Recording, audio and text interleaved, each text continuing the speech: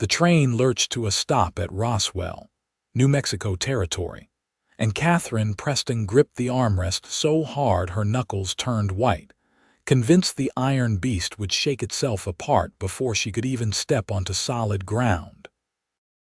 She had traveled from Boston for 3 weeks, each mile taking her farther from everything she knew and deeper into a landscape that seemed determined to terrify her with its vast emptiness and wild beauty.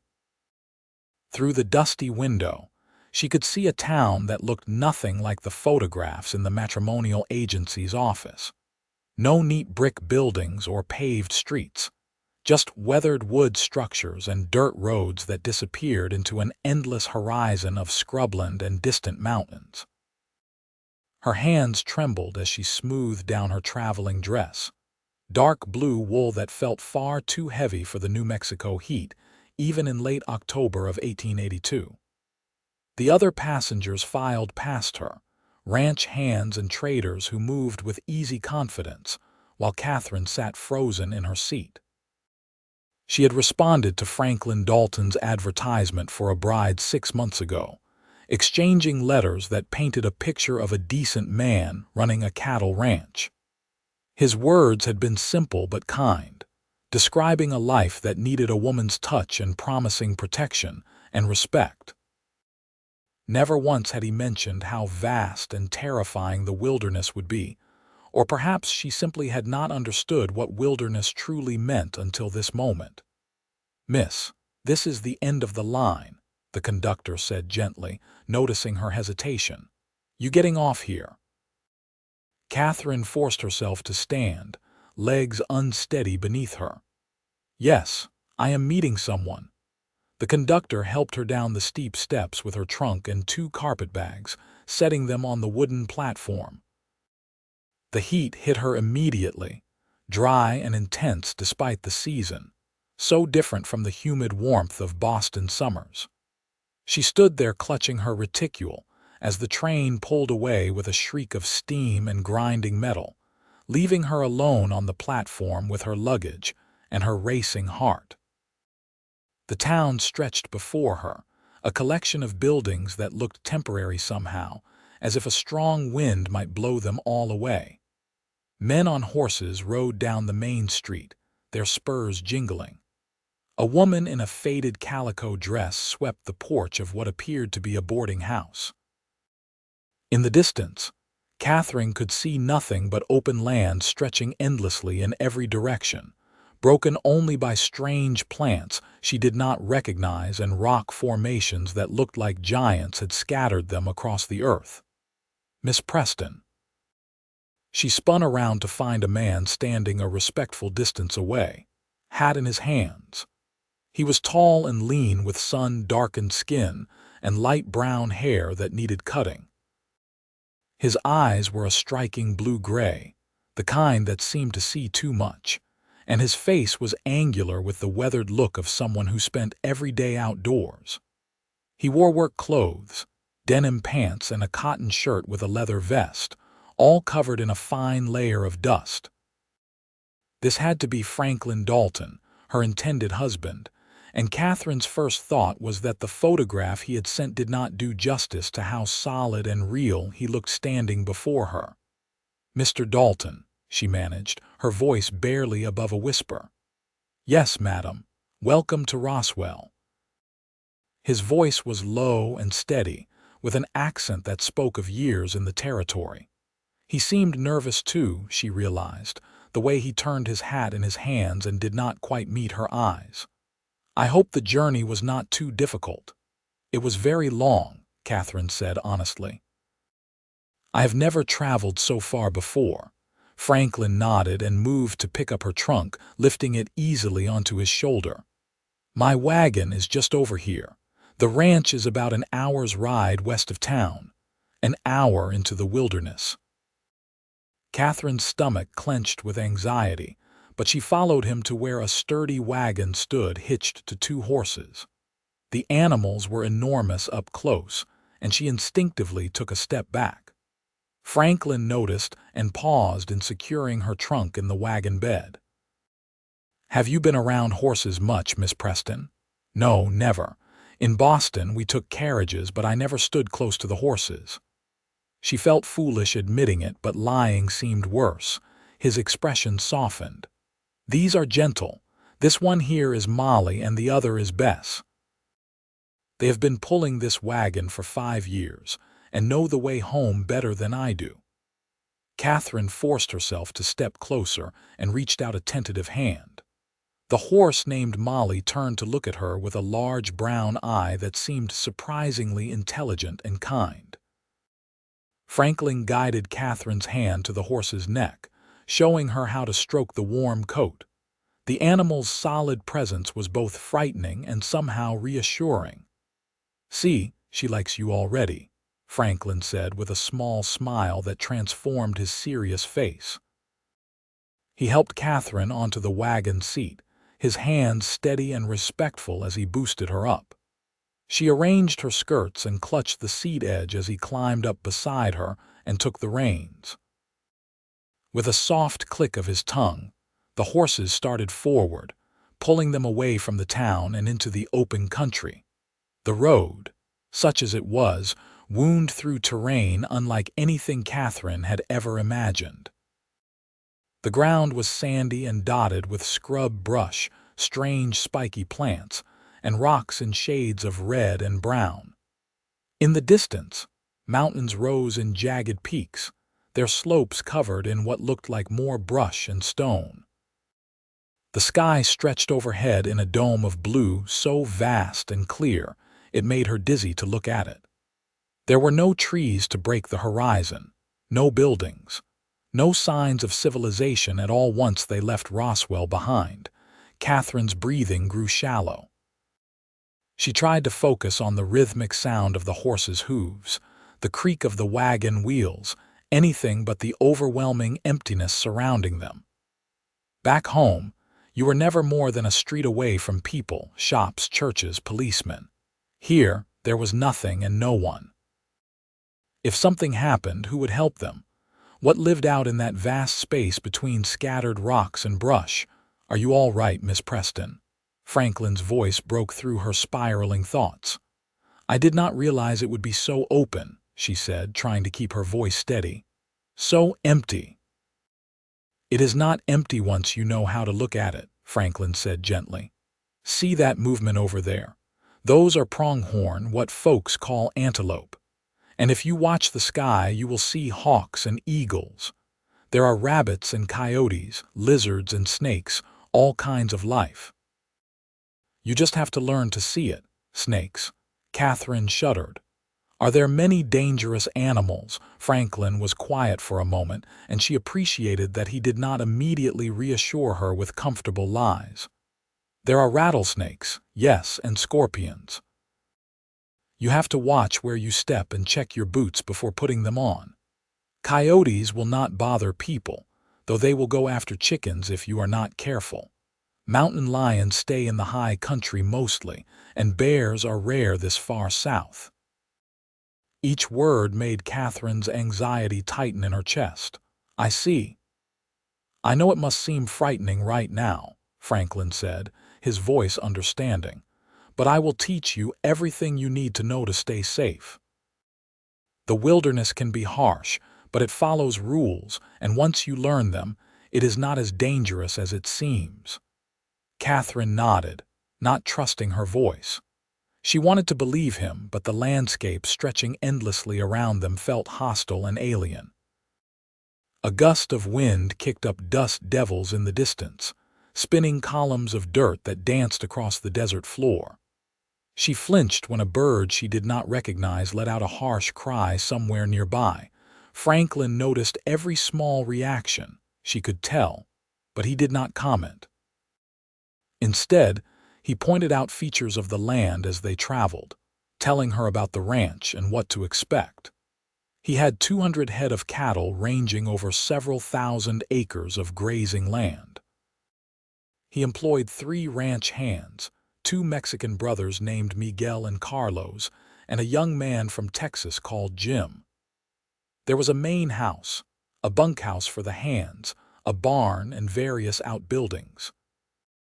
He had a vegetable garden that struggled in the dry climate, but produced enough with careful watering.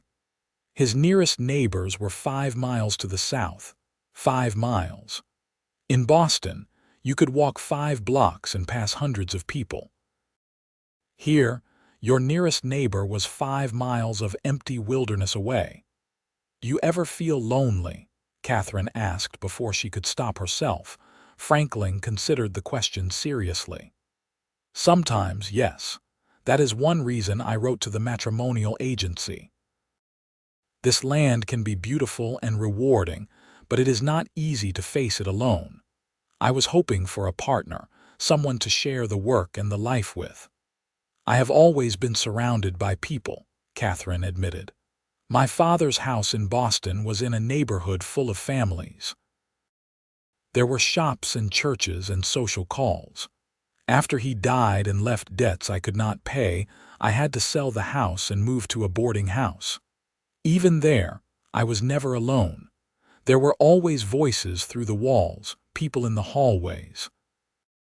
"That must have been hard, losing your father and your home," Franklin said with genuine sympathy.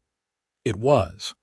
But I am grateful he did not live to see me become a mail-order bride. He would have been ashamed that I ended up in such circumstances." The words came out more bitter than Katherine intended. "There is no shame in it," Franklin said firmly. "You needed a home and a fresh start. I needed a wife and a partner. We are both taking a chance on each other, trying to build something better than what we had. That takes courage, not shame." Katherine looked at him properly for the first time since they left town. His profile was strong, and there was an honesty in his expression that eased something in her chest. "Thank you for saying that.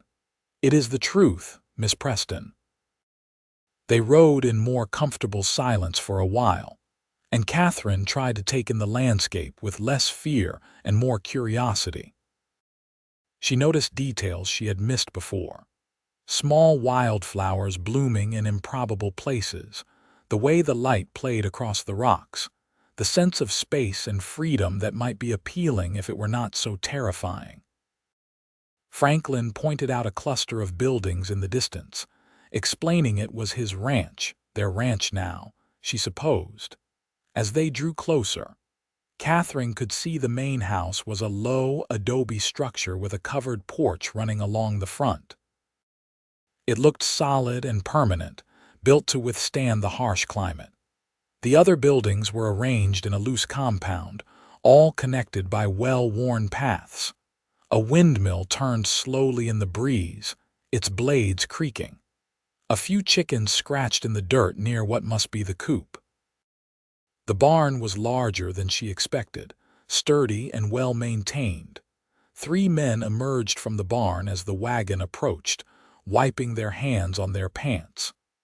Franklin pulled the horses to a stop in front of the main house and jumped down, then came around to help Katherine descend. Her legs were stiff from the ride and she stumbled slightly. Franklin steadied her with a gentle hand on her elbow. "Boys, this is Miss Katherine Preston, my intended," Franklin called out. "Miss Preston, these are my ranch hands, Miguel and Carlos Reyes and Jim Turner." The 3 men removed their hats respectfully. Miguel and Carlos were both dark-haired with warm brown skin and kind eyes, probably in their 30s. Jim was younger, maybe 20, with sandy hair and a sunburned face full of freckles. "Pleased to meet you, madam," they chorused in slightly accented English from the brothers and a Texas drawl from Jim. "It is nice to meet you all," Katherine managed, though being the center of attention from these strange men made her even more aware of how far she was from everything familiar. Franklin carried her trunk into the house while the ranch hands discreetly returned to their work. Katherine followed him inside and stopped just past the threshold, taking in what would be her new home. The interior was simple but clean, with whitewashed adobe walls and a packed earth floor covered in woven rugs. The main room served as kitchen, dining area, and sitting room combined. A large stone fireplace dominated one wall. The furniture was handmade but solid. A table with chairs, a rocking chair, shelves with dishes and supplies. Everything was neat and organized in a way that spoke of a solitary man who had learned to keep house for himself. "There are 2 bedrooms," Franklin said, setting her trunk down. "I have been using the larger one, but you should have it. I will take the smaller room until we are married proper." Katherine felt a flush of embarrassment and gratitude. They had agreed in letters to marry, but Franklin was offering her time and space, recognizing that arriving in a strange place to marry a stranger was overwhelming enough without adding more pressure. "When were you thinking we should marry?" she asked, her voice small. "There is a circuit preacher who comes through Roswell twice a month. He is due back in 10 days. We could marry then, if that suits you. It will give you time to settle in and make sure this is what you want. I will not hold you to anything if you decide this life is not for you." The offer was generous, perhaps too generous. "And if I leave, how would I support myself? I have no money for a train ticket back to Boston, and even if I did, I have nothing to return to there." Franklin met her eyes steadily. "If you truly wanted to leave, I would give you the money for a ticket and enough to get started somewhere else. I want a wife who wants to be here, Miss Preston, not one who feels trapped." Tears pricked Katherine's eyes unexpectedly. "You are very kind." "I am practical," Franklin corrected gently. "A marriage built on fear or obligation would make us both miserable. Now, let me show you the rest of the house, and then I will bring in water so you can wash up from your journey." He showed her the 2 bedrooms, both small but adequate, with real bed frames and mattresses, windows with glass panes and curtains. The larger room had a cedar chest and a chair in addition to the bed. He showed her the root cellar where he stored vegetables and preserved foods, the well with its hand pump, the chicken coop, and the barn. It was all well maintained and thoughtfully arranged, the home of someone who took pride in his work. As evening approached, Franklin cooked dinner, refusing Katherine's offers to help with a gentle insistence that she rest after her long journey. She sat at the table feeling useless and out of place, watching him move efficiently around the kitchen. He made beef stew with vegetables from the garden and biscuits that were only slightly burned on the bottom. They ate mostly in silence, the awkwardness of 2 strangers trying to imagine a future together hanging between them. After dinner, Katherine insisted on washing the dishes, needing something to do with her hands. Through the window above the wash basin, she could see the sun setting over the western mountains, painting the sky in shades of orange and pink and purple she had never seen before. The beauty was undeniable, but so was the isolation.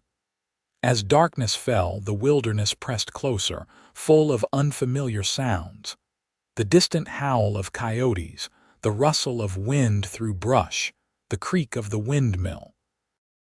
"Those coyotes sound close," Katherine said, trying to keep the tremor from her voice. Franklin looked up from where he sat mending a bridle. "They are a few miles off, probably. Sound carries far out here. They will not come near the house with people around. How can you be sure?" "Experience, mostly. I have been ranching this land for 8 years now and have never had a coyote come close to the house. They are more afraid of us than we need to be of them." Katherine nodded but remained unconvinced. She finished the dishes and stood uncertainly, not sure what to do next. It was full dark outside now, and the lamplight made the windows into mirrors reflecting the interior back at her. Beyond that glass was endless wilderness, and she felt its presence like a weight. "You must be exhausted," Franklin said, noticing her distress. "Why do not you get some rest? Tomorrow, I can show you around the ranch proper, introduce you to the daily routines." Katherine agreed gratefully and retreated to the larger bedroom, closing the door behind her. She changed into her nightgown with shaking hands and climbed into the bed, which was comfortable but strange. Every sound seemed amplified in the darkness. The settling of the house, scurrying in the walls that might be mice, the endless wind. She lay awake for hours, fighting tears and wondering what she had done, traveling to this wild place to marry a stranger and live in the wilderness that terrified her. The next days established a pattern. Franklin was patient and kind, giving Katherine space while gently introducing her to the rhythms of ranch life. He showed her how to collect eggs from the chickens, though the birds fluttered and squawked in ways that made her jump. He taught her to recognize the sounds of different animals and which ones mattered. He explained about rattlesnakes and how they warned you before striking, how to check for scorpions, how to spot signs of larger predators. Every lesson, while intended to help, only reinforced to Katherine how little she knew and how dangerous this world was. She was afraid to walk more than a few feet from the house without Franklin beside her. The vastness of the landscape made her dizzy and anxious. At night, she lay awake listening to the coyotes and imagining all the things that might be out there in the darkness. Franklin noticed, of course. He was observant and careful with her, but she could see the concern in his eyes. On the 5th day after her arrival, he found her standing on the porch, staring out at the open land with tears running down her face. "Miss Preston, Katherine," he said gently, using her given name for the first time. "Talk to me. I am trying so hard," she whispered. "I want to be brave and adapt, but I am so frightened all the time. Every sound, every shadow, everything is terrifying. The openness, the emptiness, I cannot breathe sometimes. I feel like the land is going to swallow me whole." Franklin was quiet for a long moment. "I should have been more understanding in my letters about what life out here truly entails. I am so used to this place that I forget how overwhelming it can be for someone from a city." "You described it accurately," Katherine said, wiping her eyes. "I just did not understand what the words meant. Open rangeland, distant neighbors, self-sufficiency. I read those words and agreed to them without comprehending the reality." "Do you want to leave?" Franklin asked, though she could hear the disappointment in his voice. Katherine thought about it seriously. Where would she go? Back to Boston to work as a seamstress or a maid, struggling to afford a room in a tenement. At least here she had a home, and Franklin was kind. "No, I do not want to leave, but I do not know how to stop being afraid." Franklin stepped closer, his expression thoughtful. "What if I taught you? Really taught you, not just about avoiding danger, but about understanding this place, about seeing what is beautiful instead of only what is frightening? Would you be willing to try?" "I do not know if it will help," Katherine admitted. "Let me be your guide," Franklin said. "Not just to the ranch, but to the wilderness itself. Let me show you that this place can be a home, not just an empty space between walls. Will you trust me enough to try?" Katherine looked at his earnest face, at the hope and determination in his eyes. He wanted this to work, she realized. He wanted her to stay and to be happy, not just resigned. Something in her chest loosened slightly. "Yes, I will try." The next morning, Franklin woke Katherine before dawn. She dressed in the split riding skirt he had asked her to make from one of her old dresses, modifying it so she could sit a horse. The pre-dawn light was gray and cool as she followed him to the corral where he had 2 horses saddled and waiting. "This is Daisy," Franklin said, indicating a smaller mare with a gentle face. "She is the calmest horse on the ranch. I use her for training new riders." Katherine approached slowly, remembering what Franklin had taught her. She stroked Daisy's neck, feeling the warmth and strength of the animal. "Hello, Daisy." Franklin showed Katherine how to mount, supporting her until she was settled in the saddle. The ground seemed very far away, and the horse's movements beneath her were unsettling, but Franklin's calm confidence helped. He mounted his own horse, a larger gelding named Duke, and led them out at a walk. They rode slowly across the rangeland as the sun began to rise. Franklin kept up a steady stream of gentle instruction, teaching Katherine how to sit, how to hold the reins, how to communicate with Daisy through subtle shifts of weight and pressure. The rhythm of the horse's gait was soothing once Katherine relaxed into it, and for the first time, she was moving through the landscape instead of just observing it fearfully from a distance. Franklin led them to a rocky outcropping and helped Katherine dismount. They climbed to the top, where she could see for miles in every direction. The sun was breaking over the eastern horizon, flooding the land with golden light that transformed everything. The rocks glowed red and orange, the scattered vegetation turned silver-green, and the mountains in the distance became layers of purple and blue fading into the sky. "This is what I see when I look out here," Franklin said quietly. "Not emptiness, but beauty. Not danger, but home." Katherine stared at the vista before her, trying to see it through his eyes. The fear was still there, but for a moment she could also see the beauty he described. The colors, the vast sky turning from pink to blue, the way the light changed everything. "It is beautiful," she admitted softly. "The wilderness is not something to conquer or fear," Franklin continued. "It is something to understand and respect. Once you learn its rhythms, once you see how everything fits together, it becomes less frightening."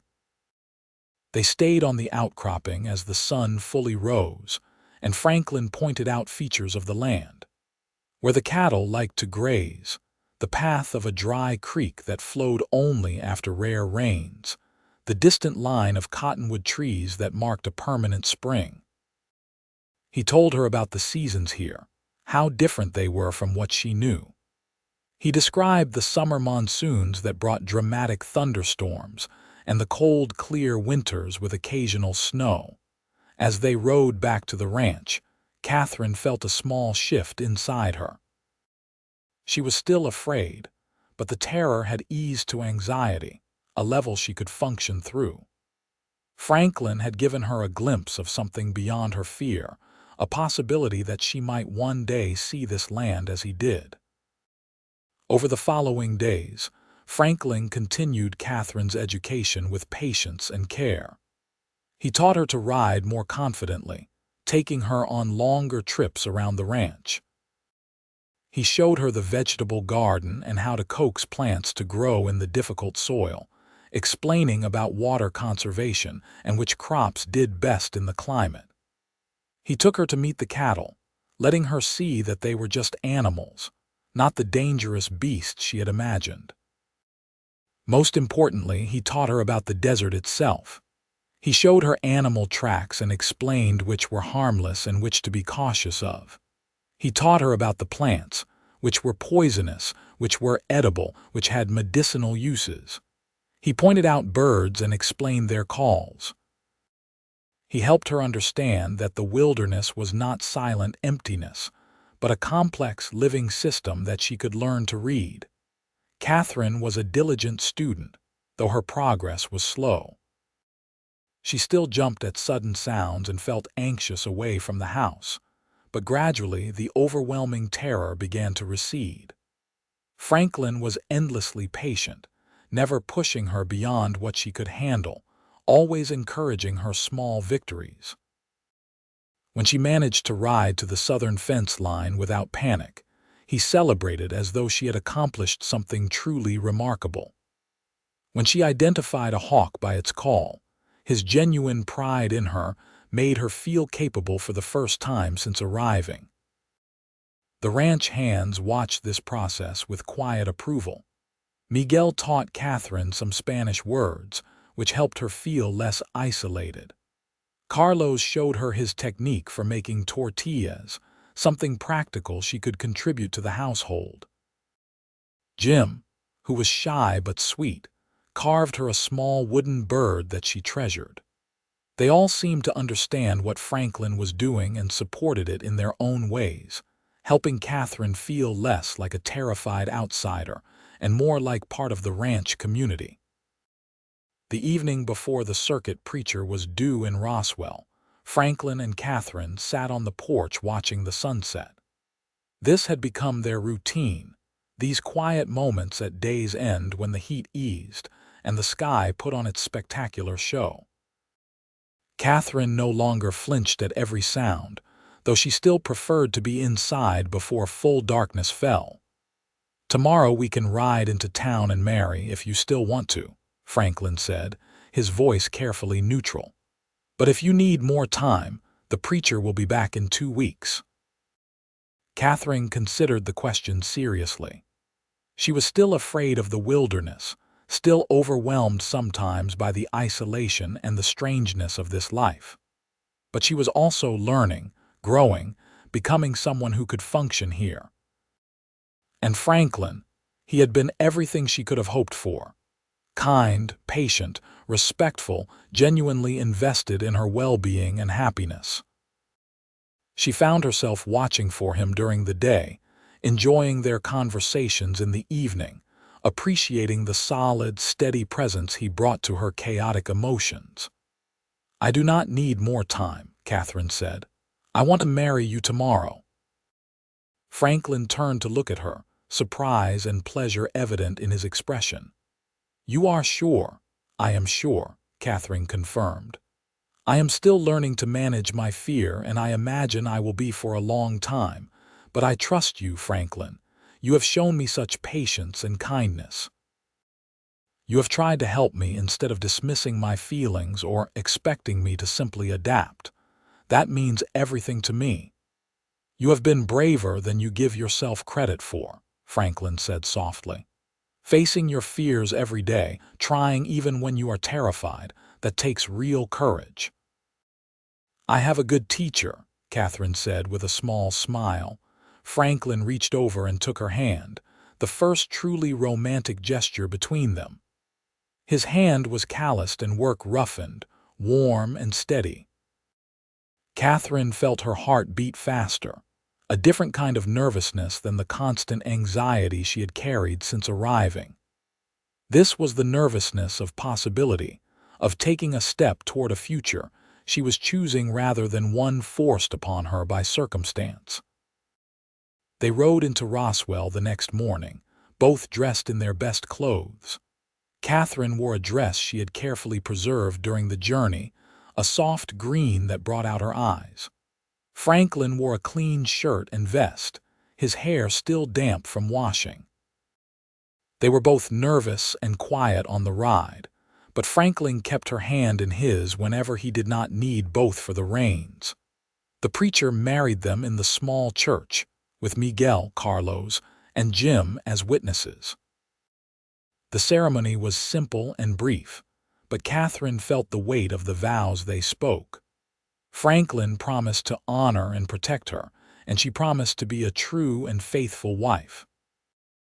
When the preacher pronounced them married and Franklin kissed her gently, Katherine felt tears on her cheeks, but they were not tears of fear or regret.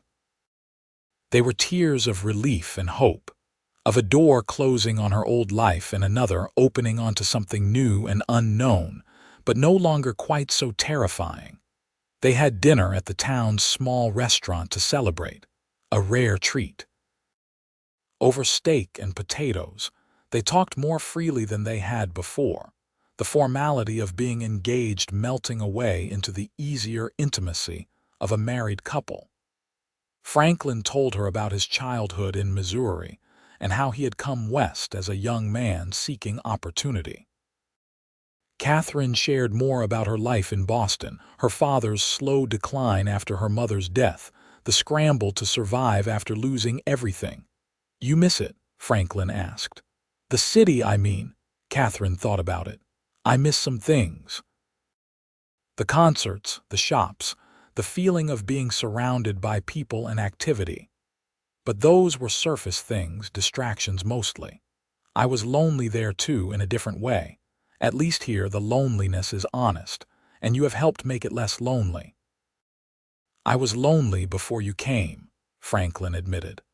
"I told myself I was fine, that the work was enough. But having you here, teaching you, talking with you, it has reminded me what I was missing. You have made this feel like a home instead of just a place I work." They returned to the ranch as the sun was setting, painting the sky in the dramatic colors Katherine was beginning to appreciate. Franklin helped her down from the wagon, his hands lingering on her waist, and she saw the question in his eyes. Tonight would be different from the previous nights. They were married now, and the small bedroom Franklin had been using would remain empty. Katherine felt nervous but not afraid as she prepared for bed in what was now their shared room. When Franklin joined her, he was gentle and patient as he had been with everything else, guiding her through the intimacy of marriage the way he had guided her through learning the wilderness. Afterward, lying in his arms in the darkness, Katherine felt safer than she had since arriving in New Mexico. The coyotes howled in the distance, and for the first time she found the sound almost pleasant, a song of the wild rather than a threat. The weeks that followed brought Katherine deeper into ranch life. She was now Franklin's wife in truth, a partner rather than a guest. She took over more of the household responsibilities, cooking and cleaning, tending the garden, managing the chickens. Franklin continued teaching her about the land, taking her on longer rides, showing her more of the vast rangeland that comprised their ranch. Slowly, gradually, the wilderness began to feel less hostile. Winter arrived, and with it came changes Katherine had not anticipated. The land transformed under occasional snows, the scrubland becoming a monochrome landscape of white and gray. The cold was sharp and dry, so different from the damp chill of Boston winters. The cattle had to be checked regularly to ensure they had access to water when the streams froze. Franklin worked long hours, and Katherine learned to manage more on her own, gaining confidence in her ability to handle the ranch when he was out on the range. One afternoon, in early January, a winter storm rolled in faster than expected. Franklin and the ranch hands were moving cattle to a lower pasture and were caught several miles from the house. Katherine watched the sky darken with growing anxiety, the wind picking up until it howled around the house. Snow began to fall, thick and fast, until she could barely see the barn from the window. Hours passed with no sign of Franklin. Katherine maintained the fire, prepared food that no one came to eat, and tried not to imagine all the terrible things that could happen to men caught in a blizzard on the open range. This was the nightmare she had feared since arriving, the wilderness proving as dangerous as she had always believed. She thought about going to look for them but knew she would only get lost and make things worse. All she could do was wait and pray.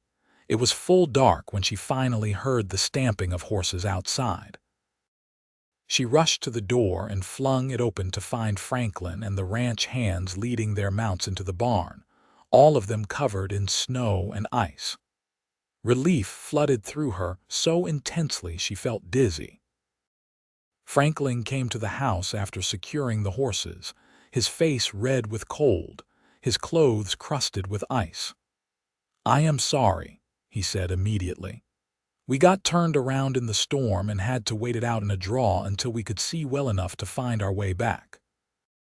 Katherine threw her arms around him despite his frozen clothing, holding tight. "I was so frightened, I did not know what to do." "You did exactly right," Franklin said, returning her embrace. "You stayed safe and kept the home fires burning. That is what I needed you to do." Katherine helped him out of his frozen clothes and wrapped him in blankets by the fire. She brought him hot coffee and food, her hands shaking with the aftermath of fear and relief. The ranch hands came up to the house too cold to retreat to the bunkhouse, and Katherine fed them all while they thawed out and told the story of their misadventure. As the storm continued to rage outside, Katherine realized something had shifted. She had faced her fear alone, had waded through hours of not knowing, and had survived it. She had not fallen apart or done anything foolish. She had been competent and strong, even in her terror. The wilderness had tested her, and she had passed. Franklin seemed to recognize the change in her too. After the ranch hands finally trudged through the snow to the bunkhouse, he pulled Katherine close on the settee by the fire. "You were very brave today." "I did not feel brave," Katherine said. "I felt terrified." "Bravery is not the absence of fear," Franklin said. "It is functioning despite fear. You did that today." Katherine leaned into him, absorbing his warmth and his solid presence. "I am still afraid sometimes, of the isolation of something happening to you, of all the ways this life can go wrong." "That is reasonable," Franklin said. "This life does have risks. But Katherine, you have adapted so much more than you realize. You ride confidently now, you handle the livestock, you know the land around the ranch. You have become part of this place." Katherine thought about his words as the storm continued outside. He was right, she realized. Somewhere in the past months, without her quite noticing, the wilderness had become less of an enemy and more of a home. She still respected its power and its dangers, but she no longer felt the overwhelming terror that had characterized her first weeks in New Mexico. She had learned the rules Franklin promised existed, and in learning them, she had found a place for herself in this wild landscape. Spring arrived with dramatic suddenness, the desert erupting into unexpected bloom after winter rains. Wildflowers carpeted the rangeland in colors Katherine had not known existed in nature. Franklin took her riding through fields of poppies and lupines, and she laughed with delight at the beauty of it. The land that had seemed so harsh and barren revealed itself capable of astonishing tenderness, given the right conditions. By summer, Katherine was managing significant parts of the ranch on her own. When Franklin had to travel to purchase cattle, she stayed behind and ran the daily operations with the ranch hands. When Miguel's wife had a difficult birth, Katherine rode into town alone to fetch the doctor, managing the journey there and back without panic. She had become the person Franklin had hoped for, a true partner, capable and strong. One evening in late summer, as they sat on the porch watching the sunset, Katherine said, "I have been thinking about something." "What is that?" Franklin asked, his hand finding hers. "I want to start writing to women back east, women in circumstances like I was. I want to tell them the truth about life out here, but also about how it is possible to adapt, to learn, to find happiness in unexpected places. Maybe I could help prepare them in ways I was not prepared." Franklin smiled broadly. "I think that is a wonderful idea. You could make a real difference for women coming west." "I could not have done it without you," Katherine said seriously.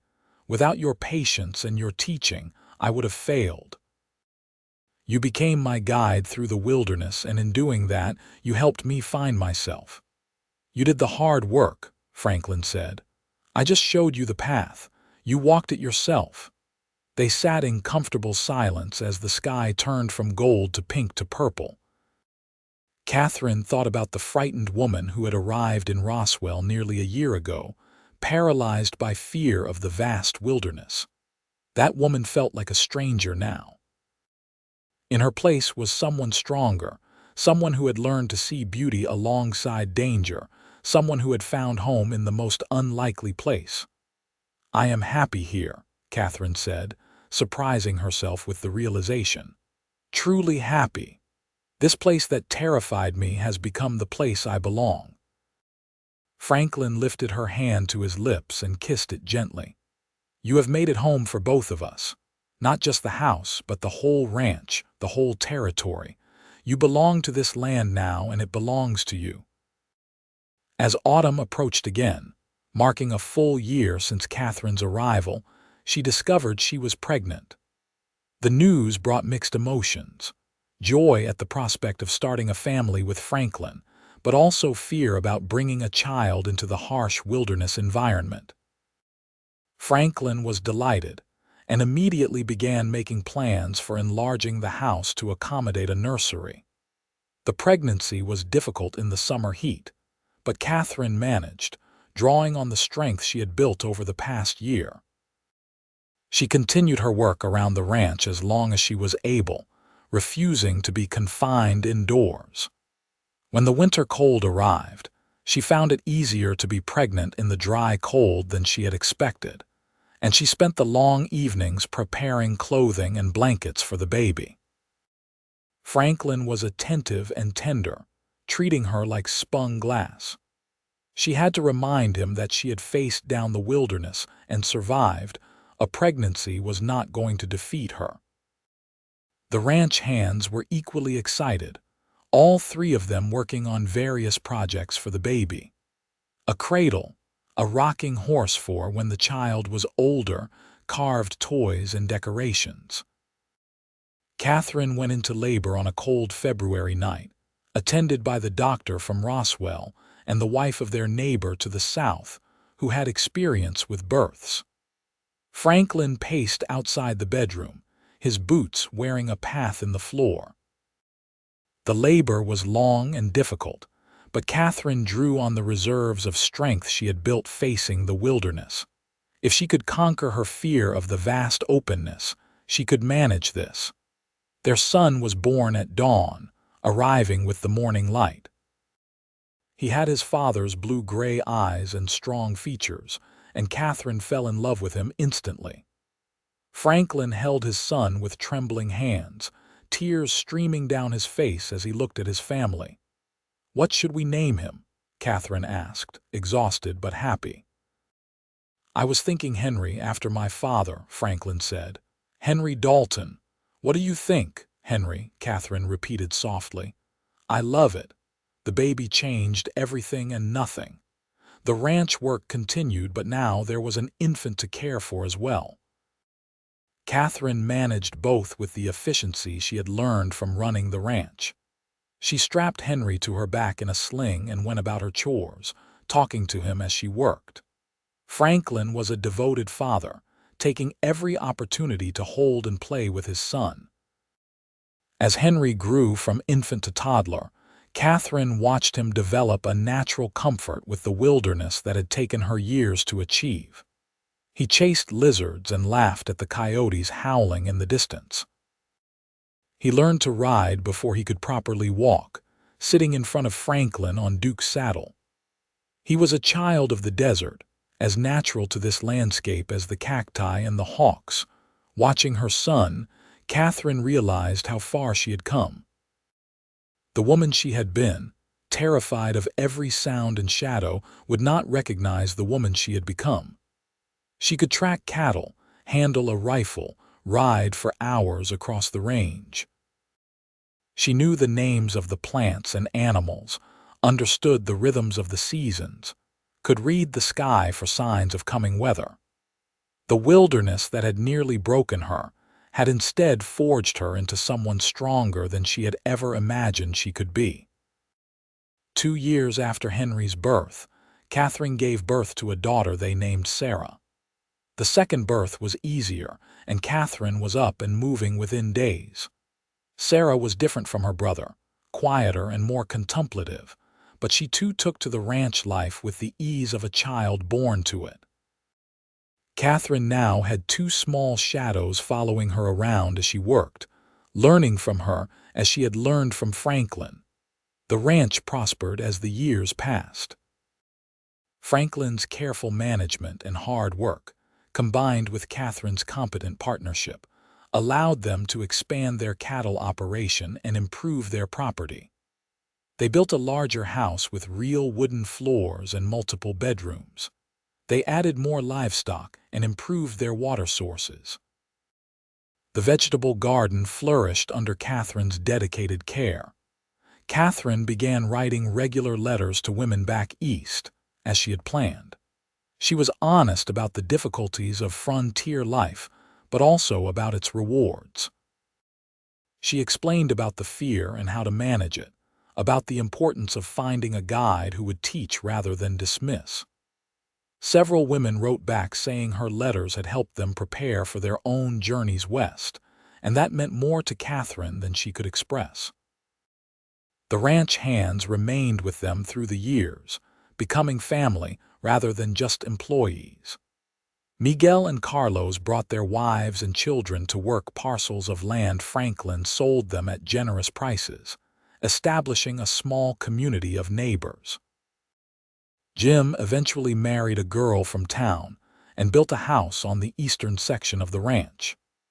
The isolation that had so terrified Katherine in those first days became a different kind of community, spread across miles but bound together by shared challenges and mutual support.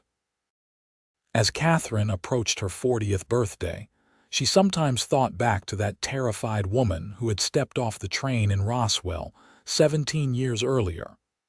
That woman had believed herself weak and unsuited to frontier life.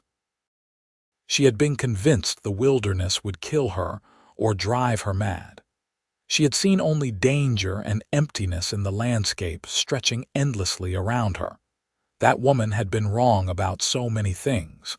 The wilderness was not empty but full of life and beauty.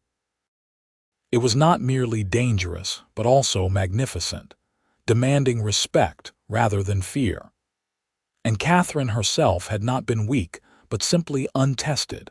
Carrying within her reserves of strength and courage she had never needed to access in her comfortable Boston life. Franklin had been the key to everything. His patience and kindness, his willingness to guide rather than command, his genuine care for her well-being, these had given Katherine the foundation she needed to grow. He had never minimized her fears or mocked her ignorance. Instead, he had met her where she was and gently led her forward, celebrating every small victory, supporting her through every setback. Their love had grown slowly, built on respect and partnership rather than passion and romance, though those had come in time too. It was a love suited to the wilderness, steady, strong, enduring. It was the kind of love that weathered droughts and storms, that survived difficult births and dangerous accidents, that grew deeper with every shared sunrise and sunset. One evening, Katherine and Franklin sat on their porch as they had countless times before, watching the desert sunset paint the sky. Their children were grown now, Henry running his own section of the ranch and Sarah married to a young rancher from Roswell. Katherine and Franklin had grandchildren who visited regularly, filling the house with noise and laughter. "You ever regret it?" Franklin asked, though Katherine knew he asked from curiosity rather than doubt. "Answering my advertisement, coming west, all of it." Katherine looked out at the land spread before them, the land she had feared so desperately and learned to love so deeply. "Not for a single moment," she said honestly. "This life has been harder than anything I imagined in Boston, but it has also been richer and fuller. I became someone here, Franklin, someone stronger and braver than I knew I could be." "You were always that person," Franklin said. "You just needed the space to discover it." "Maybe," Katherine allowed, "but you gave me that space. You could have been impatient or dismissive, but instead you became my guide. You showed me how to see this place, how to understand it, how to love it. You gave me the tools to transform my fear into respect and then into belonging." Franklin pulled her close, his arm around her shoulders. "We guided each other. You taught me patience and tenderness, showed me that the ranch could be a home and not just a workplace. You brought softness to the harshness, beauty to the utility. We made this life together." As the sun sank below the horizon and the first stars appeared in the darkening sky, Katherine reflected on the journey that had brought her here. She thought about the frightened mail-order bride, the patient cowboy, the vast wilderness that had seemed so hostile. She thought about how fear transformed into understanding, how strangers became partners, how empty space became home. The wilderness had tested her and shaped her, but it was Franklin who had made it possible for her to pass those tests and accept that shaping. He had been her guide through the physical landscape and through the emotional terrain of fear and adaptation. He had shown her that home was not a place but a feeling, not walls but belonging, not safety but acceptance of risk tempered by knowledge and companionship. A coyote howled in the distance, its voice rising and falling in the ancient song of the desert. Katherine smiled at the sound, that same sound that had terrified her so completely on her first night in this place. Now it was simply part of the evening chorus, a voice she recognized and appreciated as part of the complex tapestry of wilderness life. "What are you thinking?" Franklin asked, noticing her smile. "I am thinking about how that sound used to terrify me," Katherine said, "and how it took your guidance and years of learning for me to hear it the way you do, as just another voice in the wilderness." "You hear it better than I do now," Franklin said. "You know things about this land that I never learned. You see details I miss. You have become as much a guide to this place as I ever was." It was true, Katherine realized. Somewhere in the years of learning and adapting, she had moved beyond merely managing her fear to genuine expertise. She knew the desert and the ranch as intimately as she had once known the streets of Boston. She could read weather in the clouds, find water by watching animal behavior, navigate by landmarks invisible to untrained eyes. She had become a woman of the wilderness, rooted in this place as deeply as the ancient cottonwoods by the spring. Their grandchildren would grow up with the benefit of both their grandparents' knowledge, learning from Franklin's practical expertise and Katherine's hard-won wisdom. They would never know the fear Katherine had experienced because they would learn from birth the lessons she had struggled to master as an adult. In that way, her journey made theirs easier, her struggles paving a smoother path for the next generation. As full darkness fell and the stars emerged in their brilliant thousands, undimmed by any city lights, Katherine felt profound gratitude for the journey that had brought her here. The fear, the struggle, the painful adaptation, all of it had been necessary to create the life she now lived and the person she had become. The Wild West had demanded everything from her, but it had also given her everything: a home, a family, a purpose, and a strength she had never known she possessed. Franklin had been her guide through the wilderness, teaching her to navigate its dangers and appreciate its beauty. But in doing so, he had given her something more precious than safety or knowledge. He had given her the tools to find herself in the vastness, to discover that she was not someone who needed the walls and crowds of the city to feel safe. She was someone who could thrive in open spaces, who could find home in the wilderness, who could build a life in the challenging landscape of the frontier. Franklin had become her guide, and then he had become her home. Not just the house they had built together, but the person she returned to at the end of each day, the steady presence that made the wilderness manageable and the challenges bearable.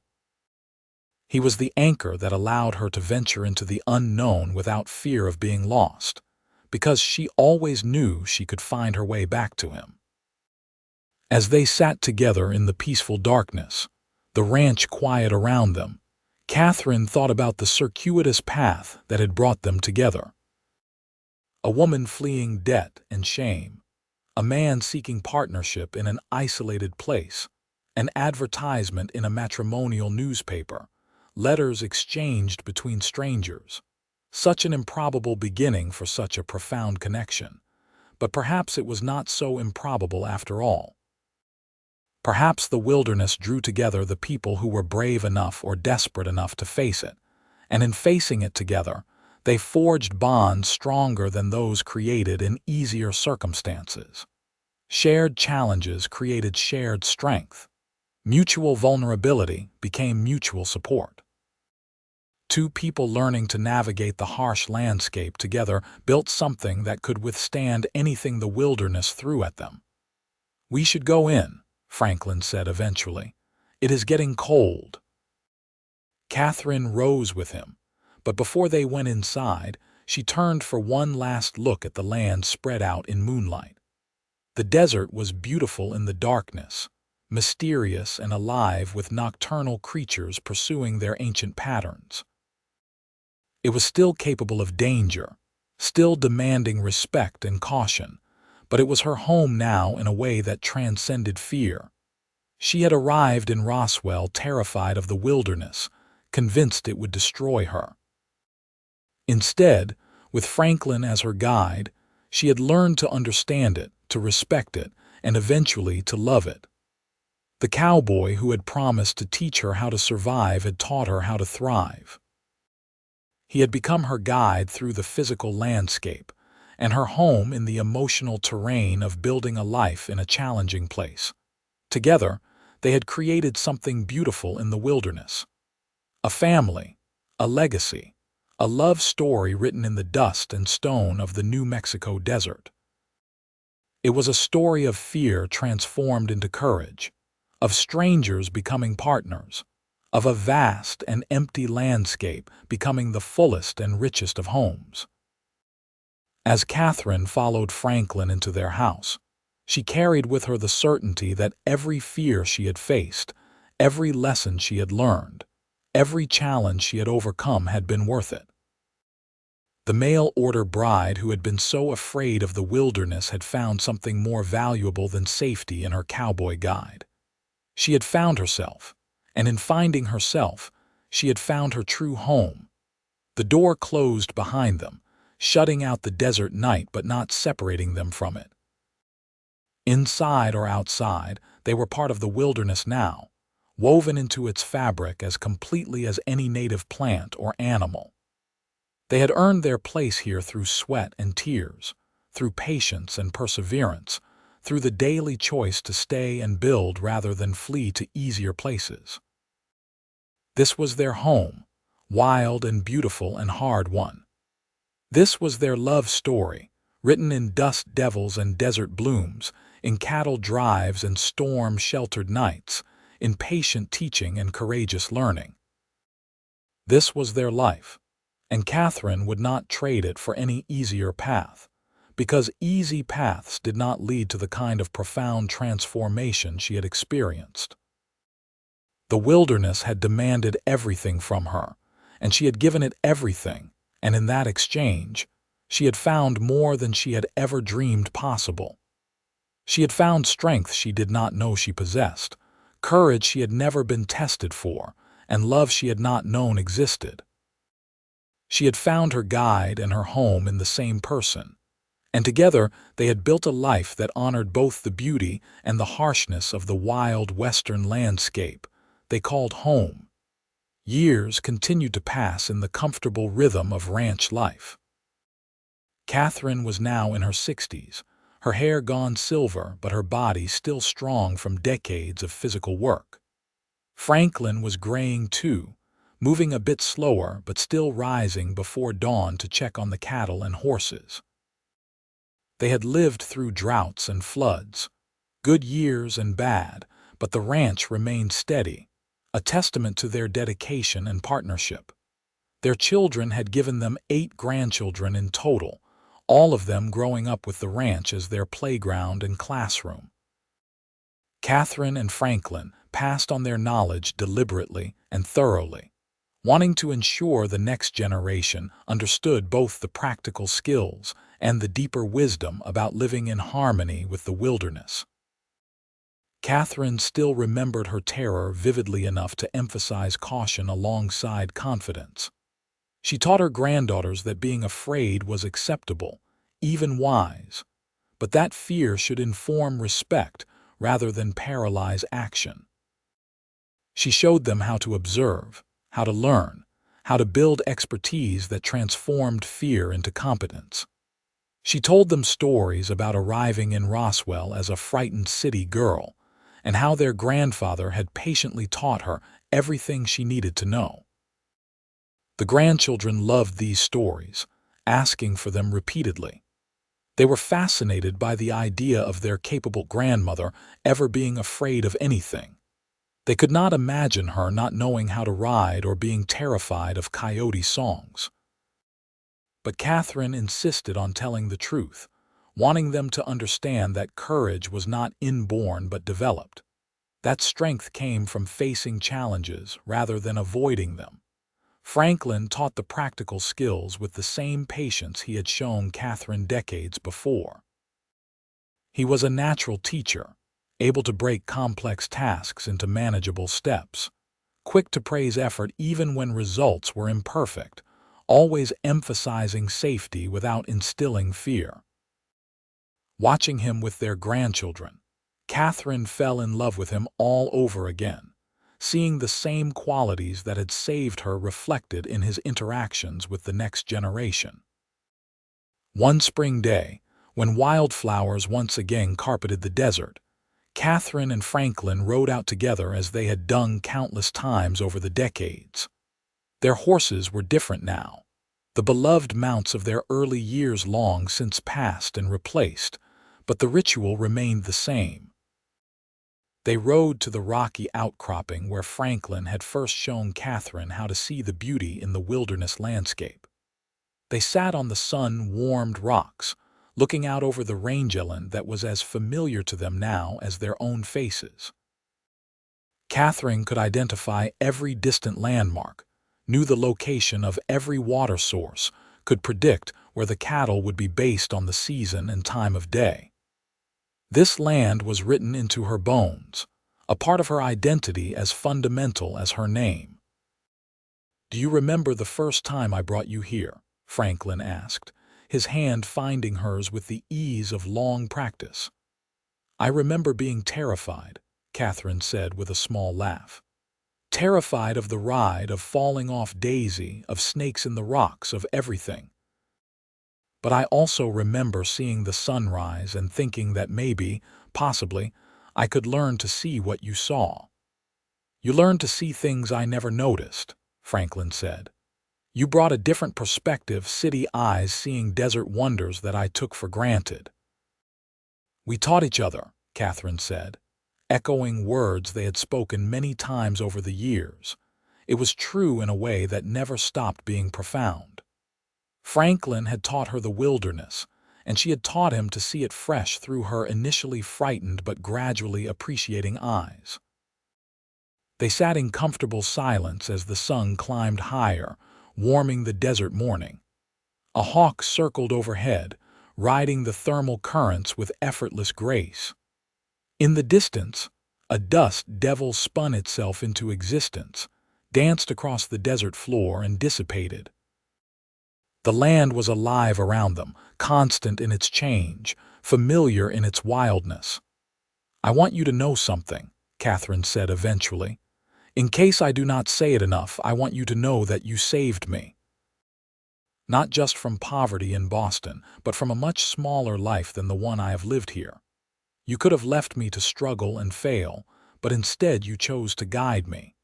You gave me the gift of this place and the skills to thrive in it. That is a debt I could never repay." Franklin squeezed her hand gently. "There is no debt between us, Katherine. What I gave you, you gave back to me 100-fold. You made this ranch a home. You gave me children and grandchildren. You brought joy and purpose to days that were just work before. If I guided you to the wilderness, you guided me to a much fuller life within it." "Then we are even," Katherine said with a smile. "We are partners," Franklin corrected, "as we have always been." As they rode back to the ranch, Katherine felt a deep sense of peace and completion. She had lived a good life, a full life, marked by challenges met and overcome, by love given and received, by a place found and made home. The frightened woman who had stepped off the train in Roswell belonged to a different lifetime, transformed so completely that she was almost unrecognizable. That transformation had been possible because of Franklin's patience and guidance, but also because of Katherine's own willingness to try to learn, to face her fears day after day until they no longer controlled her. She had done the hard work of adaptation herself, but Franklin had shown her the path and walked it beside her, never leaving her to struggle alone. That partnership had created everything good in her life. Their marriage, their children, their prosperous ranch, their deep connection to the wilderness that had once terrified her. It had transformed two strangers into soulmates, two separate lives into one intertwined existence, two individuals into a partnership stronger than either alone could have been. As they approached the ranch house, they could see their grandchildren playing in the yard, their laughter carrying on the desert breeze. The next generation, growing up with the benefit of Katherine and Franklin's combined wisdom, confident in a place their grandmother had once feared. It was a legacy worth every moment of fear and struggle, every lesson learned, every challenge overcome. Katherine and Franklin had built something that would outlast them, not just in property and livestock but in knowledge passed down, in stories told, in the example of their partnership. They had shown that love could grow between strangers, that home could be found in unlikely places, that fear could be transformed into belonging through patience and effort and mutual support. The wilderness had demanded everything from Katherine, but with Franklin as her guide, she had risen to meet those demands and had been transformed in the process. She had become someone strong and capable, someone who could thrive in the harsh beauty of the desert, someone who could call the wilderness home. And in becoming that person, she had found the deepest kind of love, the kind built on respect and partnership, on shared challenges and mutual growth. As the sun set that evening, painting the sky in its familiar glory, Katherine and Franklin sat on their porch one more time. They had sat there thousands of times over the decades, but each sunset was unique, each evening precious. They held hands and watched the light fade, comfortable in their silence, secure in their love, at home in their wilderness. This was the happy ending Katherine had not dared to hope for when she boarded the train in Boston all those years ago. Not just survival, but true happiness. Not just adaptation, but deep belonging. Not just a marriage of convenience, but a love story for the ages, written in the dust and stone and endless sky of the New Mexico desert. The mail-order bride had been afraid of the wilderness, and that fear had been real and reasonable. But the cowboy had become her guide, teaching her with patience and kindness how to navigate the challenges and appreciate the beauty. And in guiding her through the wilderness, he had become her home, the place she belonged more deeply than any physical location. Together, they had created a life that honored both the harshness and the wonder of the Wild West, a love that was as vast and enduring as the landscape itself. It was everything Katherine had needed without knowing she needed it, everything Franklin had hoped for without quite believing possible. As the stars emerged one by one in the darkening sky, Katherine leaned against Franklin's shoulder, feeling his steady heartbeat, his warmth, his solid presence. This was home. Not the house, not the ranch, not even the desert landscape she had learned to love. Home was this person beside her, this partnership they had built, this love that had grown from the most unlikely beginning into something unshakable.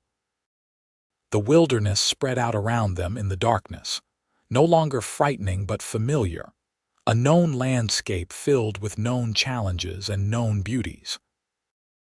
Katherine had conquered her fear not by eliminating it entirely, but by understanding its object so thoroughly that fear transformed into respect, caution, appreciation. She had learned the wilderness's rules and rhythms, and in learning them, she had found her place within it. Franklin had been the key to everything, the guide who had made transformation possible. But Katherine had done the work of transformation herself, had chosen daily to face her fears and learn and grow.